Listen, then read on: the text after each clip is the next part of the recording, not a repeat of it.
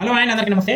ప్రతి ఓటరు ఆలోచించవలసింది ఏంటంటే, మనకు బాగా స్కూల్ కానీ కాలేజీలు కానీ ఏదైనా హాస్పిటల్కి వెళ్ళినప్పుడు కానీ బాగా ఇంత డబ్బులు అవుతా ఉంటాయి. ఎంతెంతను మనం స్కూల్ ఫీజు కట్టేటప్పుడు ఇంత ఫీజా అంత ఫీజా అని అంటాం. మనం కాలేజ్కి వెళ్ళేటప్పుడు కానీ ఇంత ఫీజు, హాస్పిటల్కి వెళ్ళినప్పుడు వామో ఇంత ఎవరు అడగారు, ఇంత ఇష్టం వచ్చినట్లు వాళ్ళు ఇష్టం వచ్చినట్టు ఇది చేసుకుంటారు అది అని అంటారు.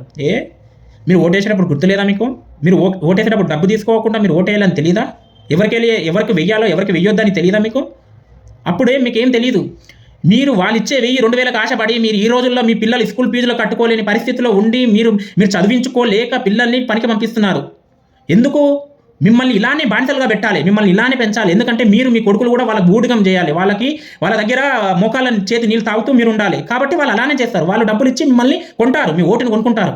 వాళ్ళు ఇంకా పెద్దగా వాళ్ళ పిల్లల్ని మాత్రం అమెరికాలో ఎక్కడెక్కడో చదివించుకుంటారు, 5 లెవెల్లో చదివించుకుంటారు, మళ్ళీ వస్తారు, మళ్ళీ వాళ్ళ పిల్లలు రాజకీయాల్లో నిలబడతారు, మళ్ళీ వాళ్ళే గెలుస్తారు, మళ్ళీ మన పిల్లలు కూడా వాళ్ళ చేతి కింద మళ్ళీ మోచేతి నీళ్ళు తాగుతూ ఉంటారు. ఇదే మన పని, ఇదే బతుకు. మన బతుకులు మారే, మన బతుకులే ఇంత, మనమే ఇంత. ఎందుకంటే బాగా డబ్బులు తీసుకోవడం అలవాటు అయిపోయింది కదా, డబ్బులు తీసుకోవడం ఓటేయడము.